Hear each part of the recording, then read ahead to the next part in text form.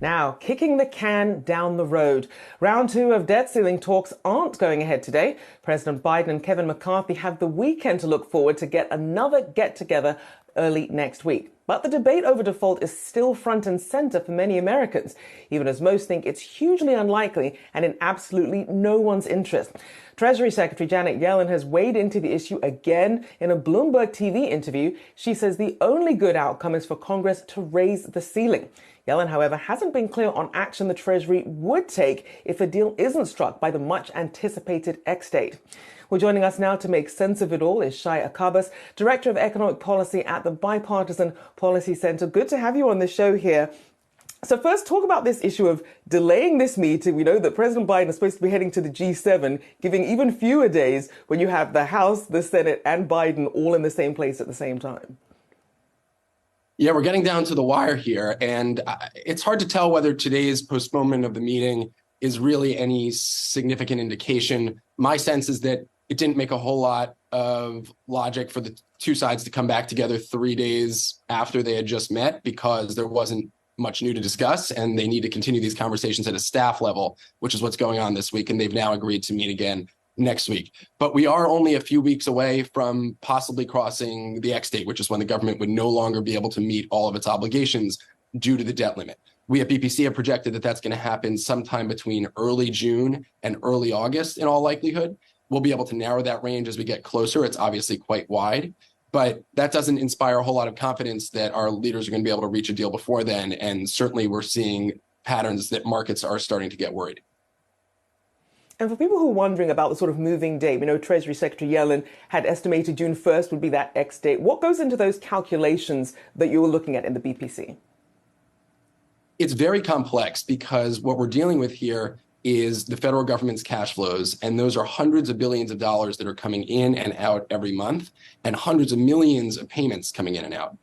We are trying to sift through all of those, and they include everything from Social Security benefits to Medicare payments, food stamps, housing assistance, small business aid, tax refunds that go out, and tax collections that are coming in. Some of them we know with a fair amount of confidence. Others we really are doing guesswork based on prior years. Ultimately, we have a pretty good sense that this X date is coming. We know that for certain, and we can narrow the window in which it's going to occur. But even the Treasury Department doesn't know exactly when it's going to hit. So what Secretary Yellen has said is that on or after June 1st, she is not confident that they can meet all of the government's obligations. But that doesn't mean that June 1st is necessarily the X date. All that said, the clock is ticking, and if we get to June, they will be skating on very thin ice. And when you're skating on thin ice, you can fall through. That's a real concern right now. So let's talk about some of the spending cuts that are on the table that at least have the potential to find some middle ground on. What are the standouts for you? Well, the House GOP, the Republicans, have passed a bill that included close to $5 trillion of cuts and savings. Some of those are really non-starters, repealing some of the initiatives that the Biden administration has held as planks for a long time. So, for example, the student loan forgiveness or the clean energy tax credits that they've passed into law through the Inflation Reduction Act last year. I don't see a whole lot of common ground there, and ultimately I don't think those are going to be planks in any deal. But there are also elements that are natural places for the two sides to negotiate. For example, each year the government has to decide how much we're going to spend on what are called discretionary programs, the annual budget. We have to do that, or else there's a government shutdown in the fall. The Republicans have passed a level that is a significant cut from where we are today, going back to last year's levels and holding those into next year. And President Biden in his budget has proposed an increase. There's room between those two. There's actually a lot of room between those two. They're going to need to find some compromise, but it's just numbers. They can find a way to get there. Obviously, these are important programs, but that's an area where they're going to need to negotiate. There's others also, like permitting reform to get infrastructure investments going more quickly, and repealing some of the unspent COVID money that I think both sides are willing to entertain. There are places that they can find a deal. The question is, can they get past the rhetoric right now where the two sides have sort of boxed themselves in, the administration saying that they need a clean debt limit increase and Republicans insisting that other provisions be attached to the debt limit. And certainly not helping on Wednesday, President Trump at the town hall saying, I say to Republicans, congressmen, senators, if they don't give you massive cuts, you're going to have to do a default. I believe that they're going to cave. I don't believe that they're going to default. When you have that sort of narrative, though, Does that open the door for any sort of viable workaround if both sides do hit really do come to a stopping point?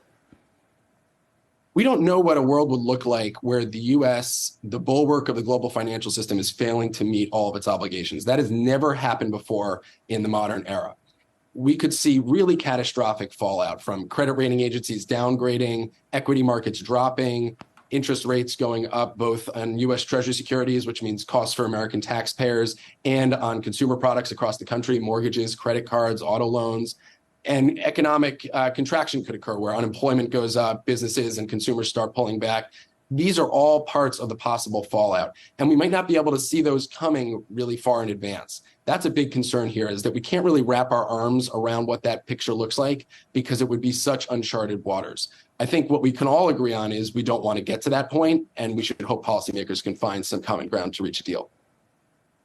Indeed. We keep hearing the word catastrophic. And as you mentioned, this isn't a threshold that we've ever crossed before, so uncharted territory indeed. A big thank you for joining me this morning, Shai Akabas, Director of Economic Policy at the Bipartisan Policy Center. Have a great weekend.